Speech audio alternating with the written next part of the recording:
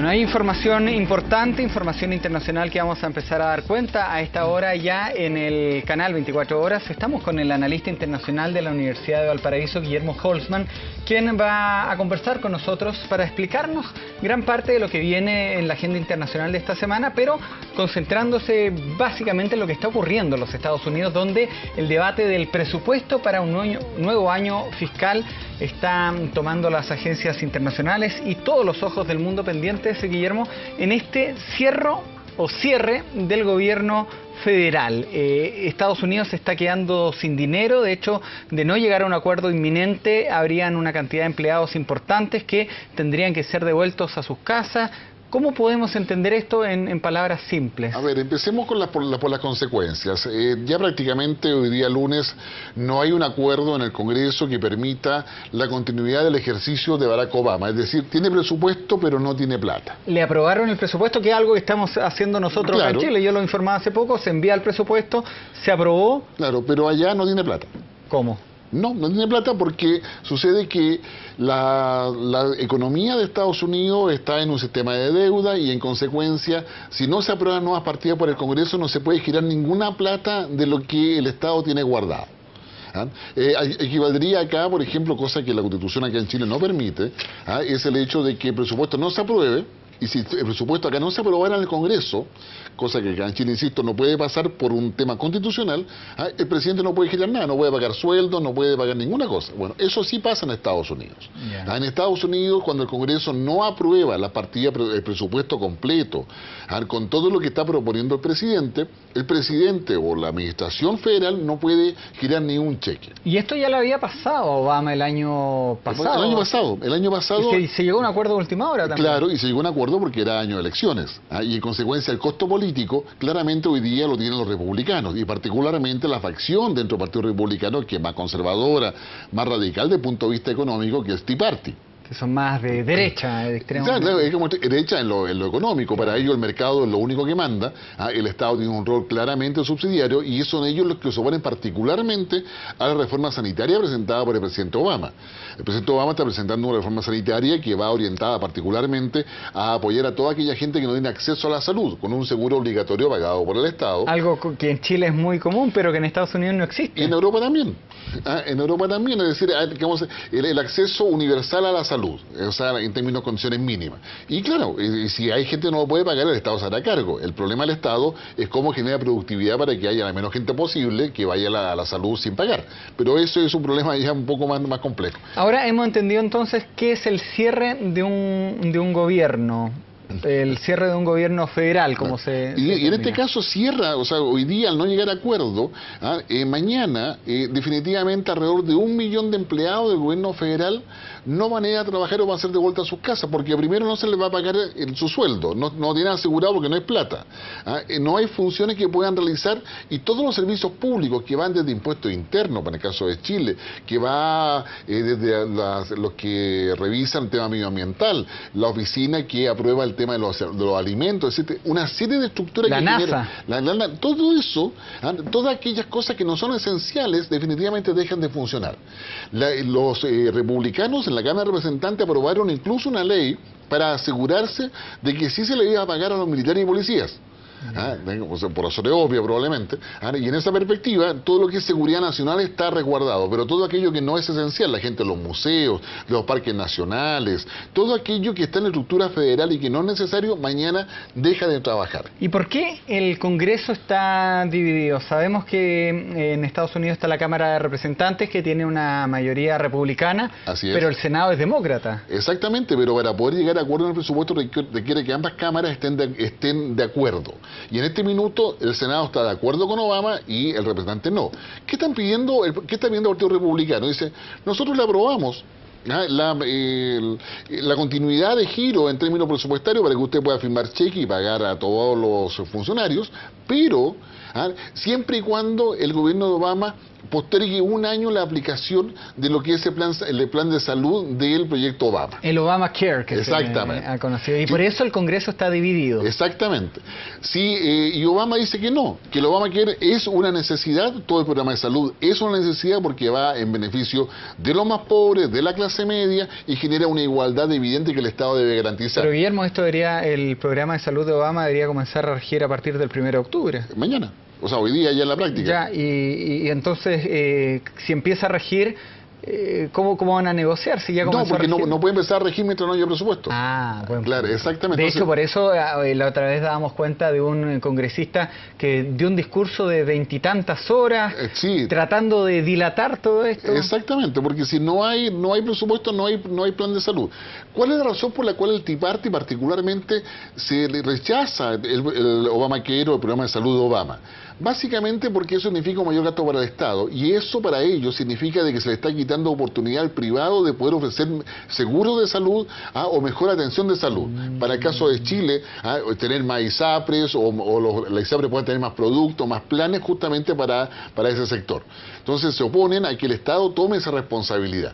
Es un tema ideológico, no es un tema económico, o sea, de utilidad más, utilidad menos, o eficiencia más o eficiencia menos. Es un tema netamente ideológico que el Tea Party lo ha transformado en una bandera de lucha. ¿Por qué lo hace ahora? Porque hoy día para el Partido Republicano, y el Tea Party en particular, no tiene ningún costo político. Obama no puede ir a la reelección. En consecuencia, coloca a Obama entre la espada y la pared, y Obama ha dicho que no va a ceder nada en torno a esto. Claro. Y es ahí donde está la pugna, en la esperanza de Obama de que todo el costo político finalmente se transforme en una presión de la opinión pública y la ciudadanía. Hacia los republicanos. Exactamente. ¿Y se resuelve todo con el presupuesto? No se resuelve todo con el presupuesto, porque esta, la verdad, es la primera parte de una batalla que es un tanto más larga y que tiene que ver particularmente con un segundo episodio que debe pasar después. El gobierno de Estados Unidos está sobreendeudado. Al estar sobreendeudado, el límite que tiene permitido para endeudarse, para poder financiar sus actividades, tiene que elevarse. Eso es el aumento del techo de endeudamiento de Estados Unidos. Y por lo tanto, una vez que se resuelva esto, viene la segunda discusión para que le permitan al presidente de Estados Unidos elevar el techo de endeudamiento. Un techo de endeudamiento que se ha venido aumentando desde Bush padre en adelante. Y que en consecuencia ha llevado a que la economía estadounidense esté sobrecalentada según algunos, esté sobreendeudada según los que señalan o conocen el tema económico presupuestario dentro de Estados Unidos, pero que claramente es una mala señal. Recordemos para tal efecto que gran parte de la crisis de la eurozona tiene que ver con el sobreendeudamiento de los estados, es decir, endeudarse más allá de su capacidad para poder pagar. Por esa razón, Obama ha tenido todo un plan para poder aumentar la productividad, generar incentivos para mayores procesos industriales o industrialización, establecer en consecuencia una capacidad productiva distinta que está asociada a la innovación. Estados Unidos va en un camino para generar en la práctica anuncios relevantes dentro de los próximos 10 años, desde el punto de vista productivo y desde el punto de vista tecnológico. Pero mientras tanto necesita oxígeno para tener en la parte liquidez, es decir, plata constante y sonante, que le permita pagar los sueldos, que le permita mantener los principales proyectos de desarrollo tecnológico que le interesan, desde el punto de vista espacial, desde el punto de vista productivo. Y en esa perspectiva, Barack Obama tiene toda una propuesta que ha ido funcionando.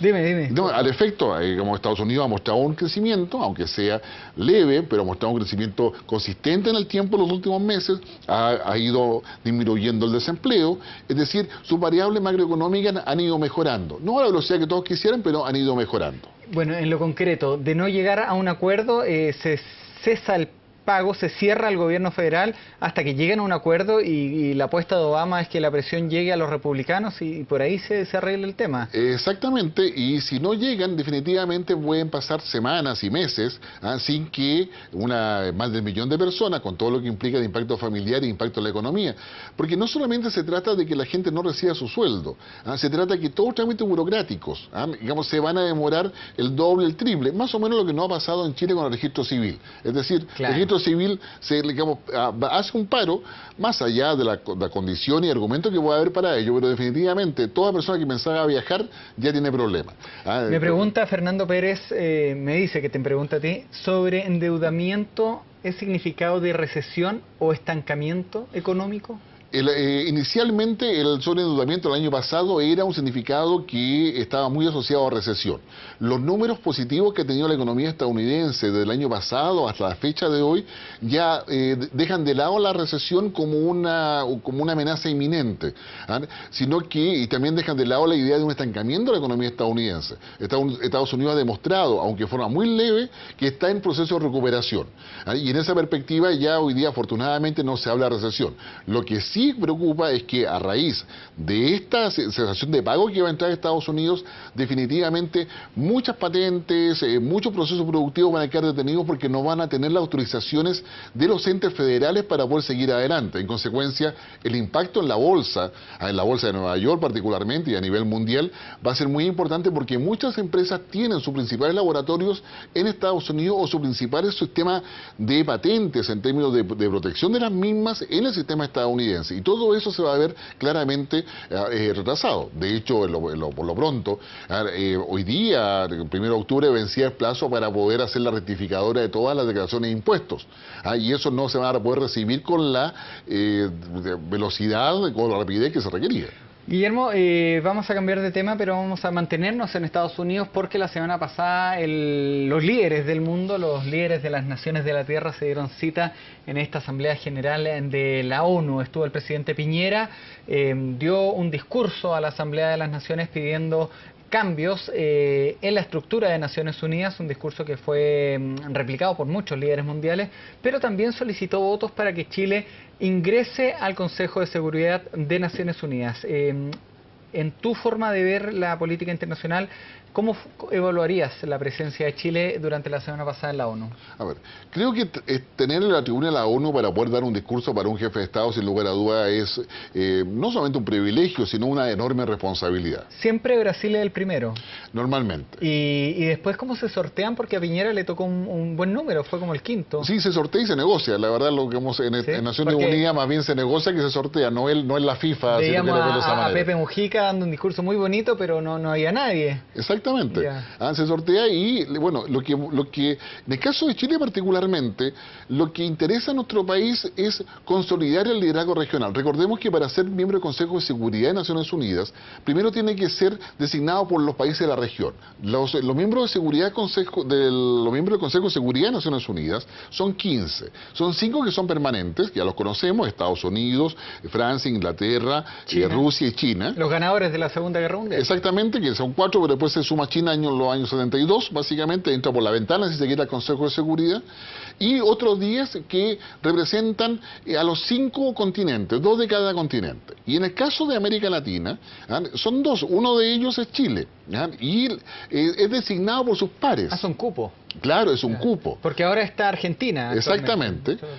Entonces, digamos, está Argentina, es un cupo que en el fondo es designado por sus pares. En consecuencia, la votación de la Asamblea viene a ratificar una elección regional ya. Disculpa, son 2 países de América Latina y el Caribe. Exactamente. Está Argentina, que vence el 2014, y está Guatemala, que sería el Centroamérica, ¿no? Exactamente.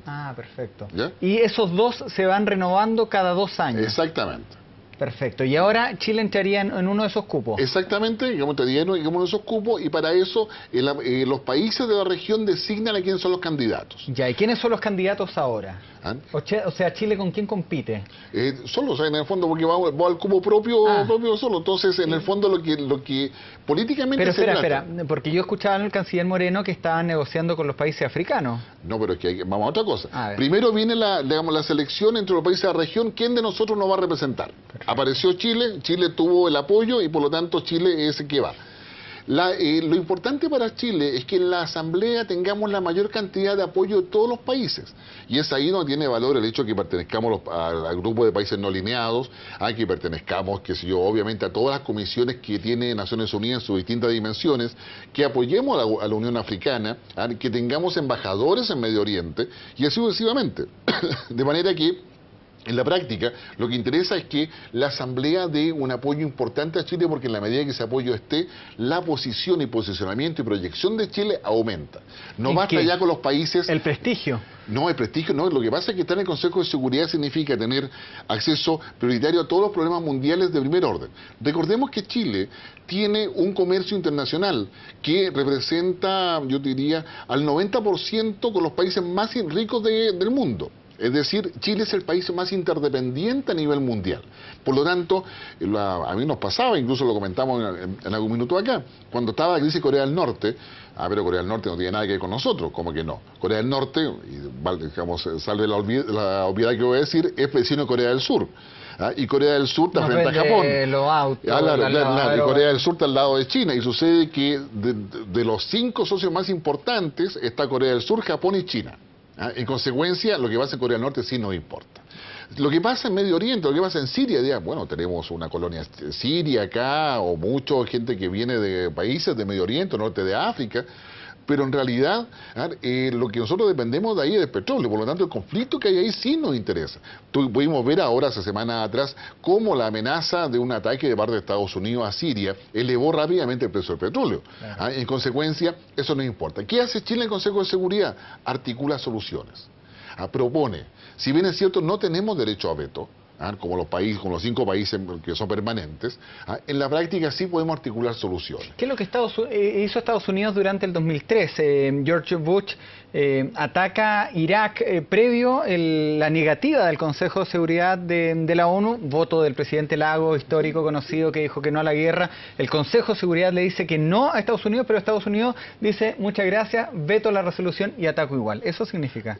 Significó eso, pero además significó que la ONU en aquella oportunidad sacó una resolución que dejó el ataque en la zona gris del límite en la cual podía actuar Estados Unidos.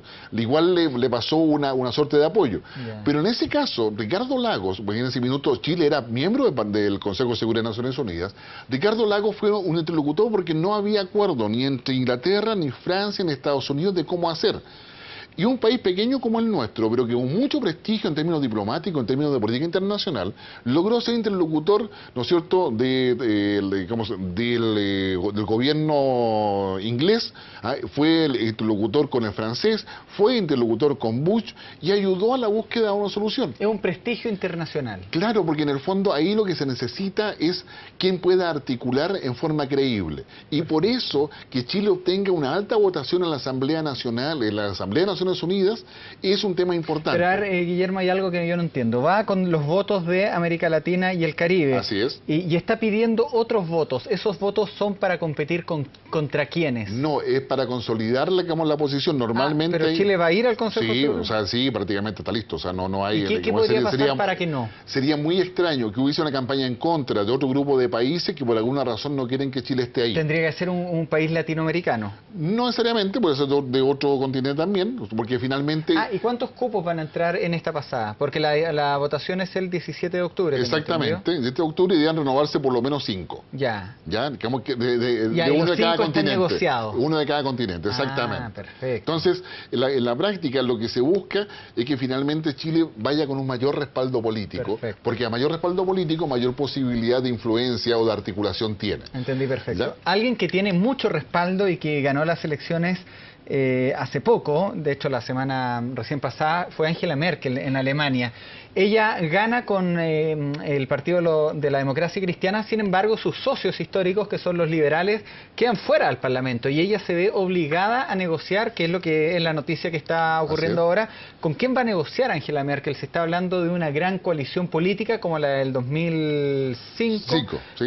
Cuando gobernó con el Partido Socialdemócrata, pero también está el Partido Verde. ¿Cuál crees tú que va a ser la negociación que va a tener Alemania? Angela Merkel yo creo que está dando cuenta de un estilo político que lleva mucho de replanteamiento ideológico, por una parte. ¿Por qué? Porque de alguna forma lo que ella está haciendo es tomar las ideas fuerza de socialdemocracia, tomar la idea fuerza de socialcristianismo, en sus dos versiones que están en Alemania, tomar algunas ideas del Partido Verde y transformarlas en ideas propias. O sea, hoy día Angela Merkel tiene un discurso de pragmatismo ideológico evidente, donde ella a la vez trata de interpretar a la derecha y a la izquierda, por decirlo en términos simples. ¿Ah? Y esa flexibilidad ideológica es lo que le ha dado el apoyo que hoy día tiene. Y estabilidad también. Y estabilidad. Por lo tanto, ella no está jugando a trincheras distintas, está jugando en el mismo espacio de convergencia donde los énfasis son distintos. Hoy día Angela Merkel además dice una cosa que no deja de ser interesante. Dice, ok, yo tengo la mayoría, no tengo la mayoría absoluta en el Parlamento, en el Bundestag, pero sí podría yo gobernar desde la minoría más poderosa que hay dentro de Alemania. Sin embargo, prefiere ir a la alianza con la socialdemocracia y proponerle eso.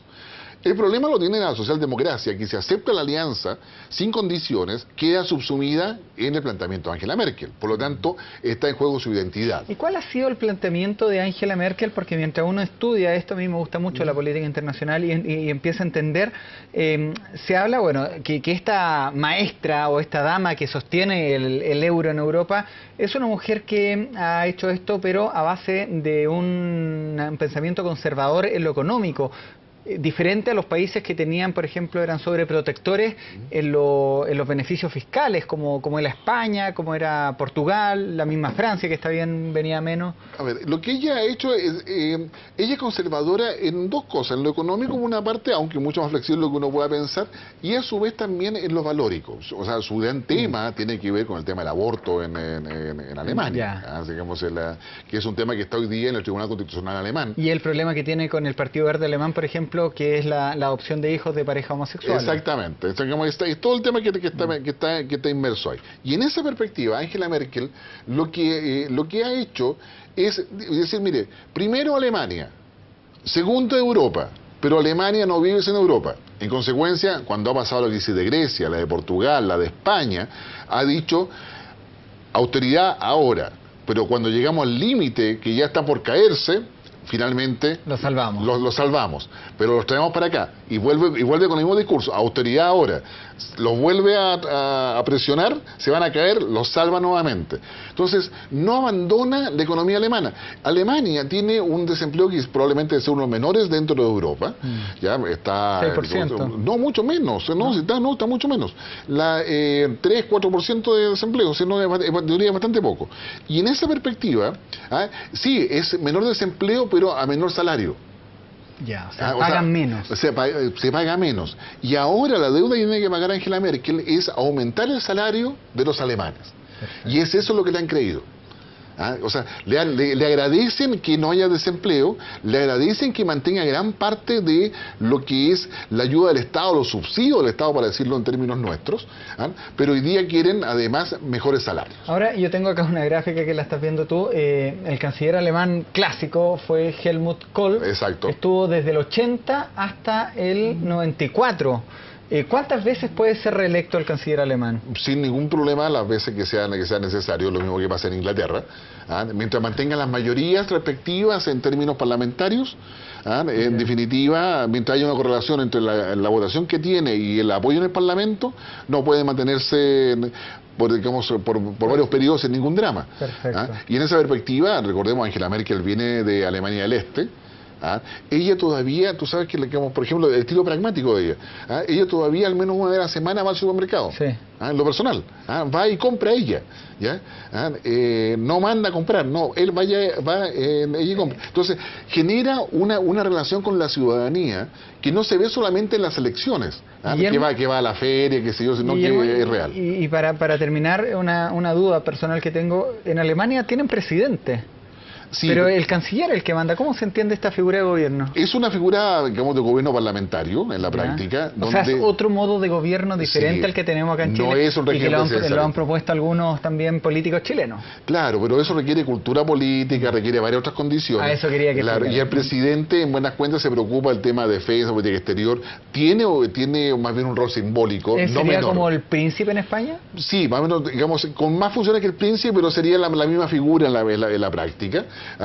pero define cosas importantes desde el punto de vista de política exterior, desde el punto de vista estratégico de Alemania respecto al tipo de alianzas. El presidente define finalmente el tipo de relación que se va a tener con la Unión Europea, con la eurozona. Hay varias cosas que define. Y se elige popularmente también. Se elige popularmente también. Ya. Entonces, pero quien lleva el gobierno el día a día es la canciller en este caso, que es Angela Merkel, y que ha mostrado este pragmatismo ideológico que no solamente tiene que ver con juntar derecha e izquierda, sino que juntar una vinculación directa con la ciudadanía que claramente le ha dado resultados que todos vemos. ¿Y qué diferencia hay entre la democracia cristiana alemana y la democracia cristiana chilena? O sea, la primera cosa que es evidente es que la democracia cristiana alemana está a la centro-derecha, digamos, dentro del arco alemán, y la democracia cristiana chilena está en la centro-izquierda. O sea, yo creo que es la primera observación obvia y de sentido común. La segunda es que sí hay una vinculación ideológica que se mantiene, digo, por décadas, de hecho yo de la creación de la democracia cristiana chilena. ¿Qué creen la democracia cristiana? A ver, ¿qué trae el humanismo cristiano? Es la creencia en el hombre como un elemento esencial de la persona humana, que tiene alma, que tiene una visión de bien común, que debe estar acorde a los preceptos que en definitiva provienen del cristianismo en general, no sé del catolicismo, del cristianismo en general, y que en la práctica suponen, qué sé yo, un concepto de caridad, un concepto de solidaridad, de tolerancia, que debe manifestarse en la idea de un bien común, la no exclusión, sino que la integración, la idea de un gobierno que esté al servicio de la persona humana. Yo diría que por ahí va lo que son los elementos comunes. Ahora, ¿qué énfasis coloca cada cual? Yo creo que hay todo un tema de debate que acá no está resuelto ni ella tampoco. De hecho, pero los alemanes están medio enojados con la democracia cristiana chilena. Sí, porque lo que yo no mencioné es que una de las cosas que la democracia cristiana alemana hace es que sí está con la economía de mercado. Sí está con un proceso de integración basado en la libertad, y que si bien es cierto la igualdad y la justicia son elementos esenciales, en definitiva esa igualdad y justicia acá en el caso chileno predomina sobre el concepto de libertad, y es ahí donde está la forma en que se conceptualiza el concepto de libertad, la gran diferencia. Y el rol de los comunistas también, que en Alemania hay que recordar que fue un país que estuvo dividido. O sea, de hecho Angela Merkel decidió claramente de que la única con quien se iba a conversar de alianza y ofrecer un espacio de negociación era con la socialdemocracia y con los verdes. El Partido Comunista lo excluyó expresamente. La izquierda lo excluyó expresamente, además que la izquierda bajó la votación. Unas novedades en la elección alemana, que no es menor, es el hecho que los partidos minoritarios que habían mostrado un aumento de votación en las elecciones anteriores, en esta oportunidad la han disminuido, rompiendo una tendencia que va a dejar, yo diría, varias lecciones. Los mismos liberales. En el caso de los liberales, con los liberales no es primera vez que pasa en Europa, ya hay la crisis del liberalismo del punto de vista de replanteamiento del siglo XXI, claramente está en evidencia en Europa y probablemente en varios otros países como también en Chile. Bueno, hay información, Guillermo, de última hora. Ya es una realidad. La Casa Blanca ha ordenado a las principales agencias federales que comiencen el cierre del gobierno a falta de un consenso en el Congreso. En el Congreso siguen debatiendo y unas 800.000 personas, como decías tú, funcionarios públicos, quedarían sin trabajo ya durante este tiempo que dura la falta de fondos y podría costar millones de dólares a la Casa Blanca. Las agencias federales en Estados Unidos están empezando a cerrar sus actividades. El personal no esencial, una agencia económica que es Bloomberg, estima que el cierre del gobierno va a costar 300 millones de dólares diarios a la economía de Estados Unidos, algo que ya había ocurrido en el año 95, cuando estaba Bill Clinton. No sé si para cerrar podemos solamente... Sí, el año 95, en definitiva, entre diciembre del 95 y enero del 96, Estados Unidos tuvo sin presupuesto, sin caja, en la práctica sin liquidez para poder pagar nada durante casi un mes, un poquito más de un mes, que en definitiva genera una situación muy compleja para Estados Unidos, y que hoy día es mucho más difícil que en aquella oportunidad. Porque ¿Qué vamos a ver durante este día martes? ¿Qué noticias nos van a llegar de Estados Unidos y vamos a dar nosotros cuenta durante la jornada? A ver, lo que es previsible, primero la caída de las bolsas, en términos de hacerse cargo de la incertidumbre que eso significa. política, porque las posiciones estaban muy cerradas entre los demócratas y los republicanos. La verdad es que se ve muy difícil una salida honrosa para cualquiera de los dos. Obama no va a ceder lo que es la seguridad, digamos, médica que ha ofertado. Los republicanos no quieren ceder tampoco respecto a ello. Por lo tanto, o se busca una salida negociada que dé un respiro, pero todo hace pensar que para el gobierno de Obama se está jugando la idea de poder presionar muchos republicanos, máxime que viene octubre, noviembre, Navidad, que es un tema no menor dentro de, digamos, de Estados Unidos, y en esa perspectiva vamos a ver eso, vamos a ver la pérdida de muchos negocios para Estados Unidos. Yo diría que Bloomberg se está quedando corto en términos de las expectativas, porque estamos hablando, a ver, la FDA, digamos, la Agencia Federal de Drogas y, digamos, y Farmacéutica en la práctica, es la que aprueba todo tipo de alimentos, o sea, todo tipo de medicina, todo, o sea, todo lo que pueda hacer avance en términos alimentarios, desde la novedad de la hamburguesa hasta el remedio para el cáncer, finalmente queda detenido por esto. Este es un apagón del Tea Party, dicen, están llegando a la agencia. O sea, y este apagón en la práctica va a ser eso, porque es un apagón para Estados Unidos tecnológico muy importante, porque hoy día Estados Unidos se mueve alrededor de las patentes.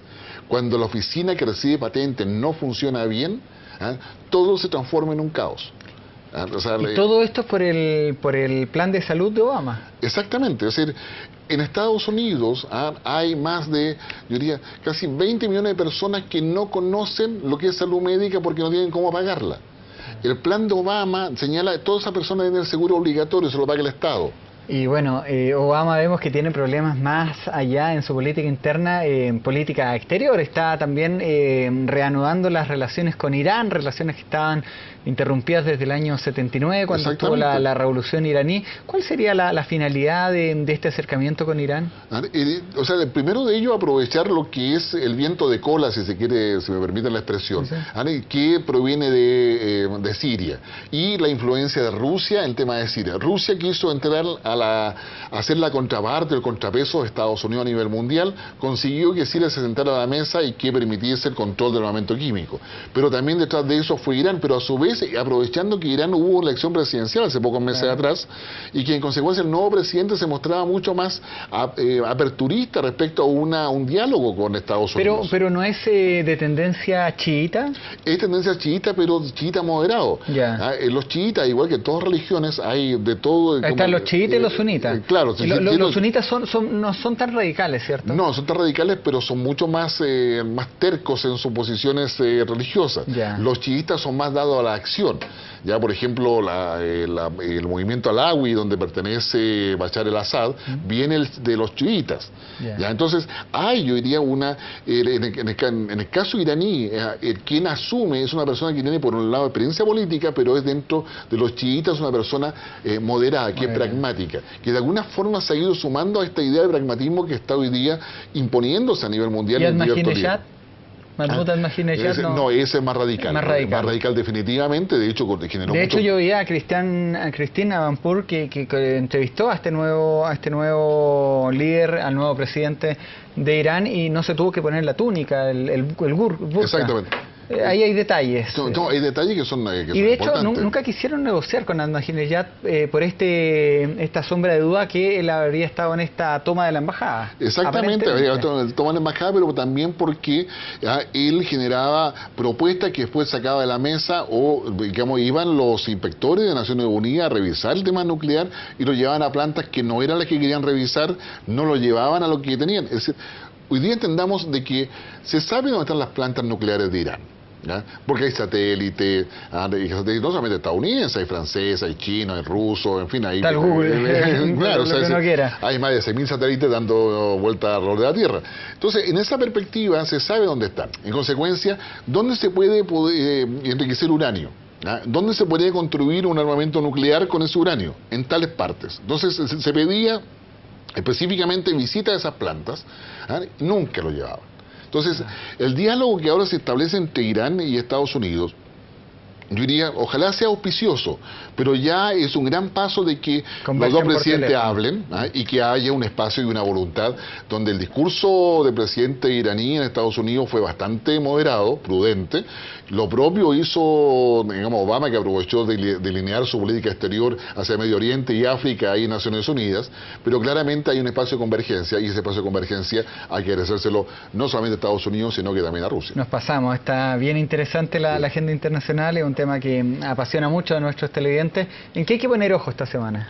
Yo diría, digamos, esta semana Estados Unidos con toda certeza va a llevar probablemente, digamos, la primera línea hasta ver qué es lo que pasa con el Tea Party. O sea, hoy día el problema de Estados Unidos es el Tea Party. O sea, definitivamente si acaso cede o no cede, y eso va a marcar todo el resto de la agenda Y internacional. durante el mes, elecciones en Argentina. Las elecciones en Argentina, que Cristina Fernández nos las tiene completamente De hecho, en las primarias le fue definidas. bastante mal. Sí, bastante mal, tiene mayoría nacional, pero no la capacidad de poder imponer una visión de elección presidencial como ella quería, ya sea para ella misma o por su hijo. Y la votación de Chile en el Consejo de Seguridad de la ONU, que debería estar casi asegurada. Exactamente.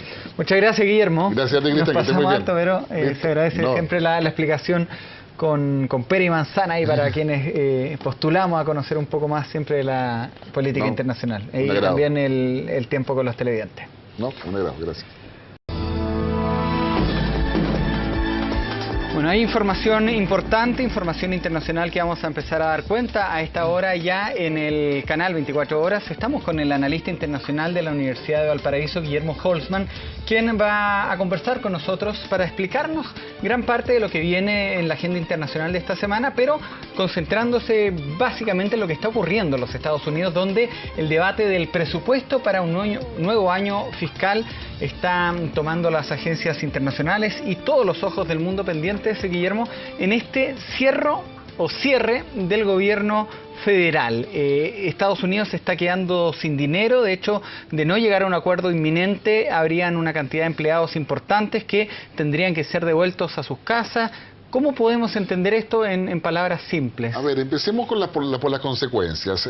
Ya prácticamente hoy día lunes no hay un acuerdo en el Congreso, por razones obvias probablemente, y en esa perspectiva todo lo que es seguridad nacional está resguardado, pero todo aquello que no es esencial, la gente de los museos, de los parques nacionales, todo aquello que está en la estructura federal y que no es necesario, mañana deja de trabajar. ¿Y por qué el Congreso está dividido? Sabemos que en Estados Unidos está la Cámara de Representantes, que tiene una mayoría republicana, Así es. pero el Senado es demócrata. Exactamente, pero para poder llegar a acuerdo en el presupuesto requiere que ambas cámaras estén de acuerdo. Y en este minuto el Senado está de acuerdo con Obama y el representante no. ¿Qué está pidiendo el Partido Republicano? Dice, nosotros le aprobamos la continuidad de giro en términos presupuestarios para que usted pueda firmar cheque y pagar a todos los funcionarios, pero siempre y cuando el gobierno de Obama postergue un año la aplicación de lo que es el plan de salud del proyecto Obama. El Obamacare, que Exactamente. se ha conocido. Y Sí. por eso el Congreso está... Es posible que vaya a la salud sin pagar, pero eso es un problema ya un poco más complejo. Ahora hemos entendido entonces qué es el cierre de un gobierno.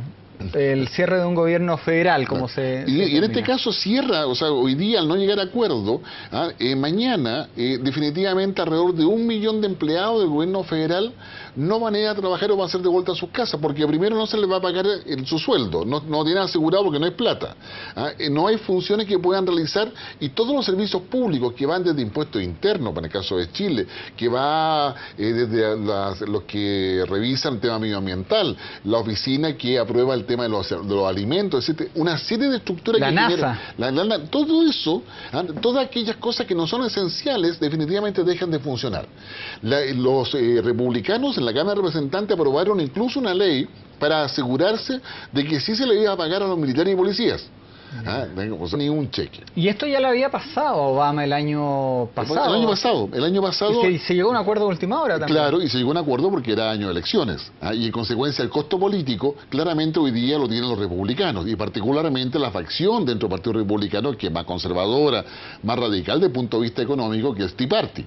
que son más de derecha, de extrema. Claro, es como derecha en lo económico. Para ellos el mercado es lo único que manda. El Estado tiene un rol claramente subsidiario y son ellos los que se oponen particularmente a la reforma sanitaria presentada por el presidente Obama. El presidente Obama está presentando una reforma sanitaria que va orientada particularmente a apoyar a toda aquella gente que no tiene acceso a la salud, con un seguro obligatorio pagado por el Estado. Algo que en Chile es muy común, pero que en Estados Unidos no existe. Y en Europa también. En Europa también, es decir, digamos, el acceso universal a la salud, o sea, en términos de condiciones mínimas. Y claro, si hay gente que no lo puede pagar, el Estado se hará cargo. El problema del Estado es cómo genera productividad para que haya la menos gente que permita la continuidad del ejercicio de Barack Obama. Es decir, tiene presupuesto, pero no tiene plata. Le aprobaron el presupuesto, que es algo que estamos haciendo nosotros Claro. acá en Chile. Yo lo informaba hace poco, se envía el presupuesto, se aprobó. Claro, pero allá no tiene plata. ¿Cómo? No tiene plata porque sucede que la economía de Estados Unidos está en un sistema de deuda y en consecuencia, si no se aprueban nuevas partidas por el Congreso, no se puede girar ninguna plata de lo que el Estado tiene guardado. Equivaldría acá, por ejemplo, cosa que la Constitución acá en Chile no permite, es el hecho de que el presupuesto no se apruebe. Y si el presupuesto acá no se aprobara en el Congreso, cosa que acá en Chile, insisto, no puede pasar por un tema constitucional, el presidente no puede girar nada, no puede pagar sueldos, no puede pagar ninguna cosa. Bueno, eso sí pasa en Estados Unidos. En Estados Unidos, cuando el Congreso no aprueba la partida, el presupuesto completo, con todo lo que está proponiendo el presidente o la administración federal no puede girar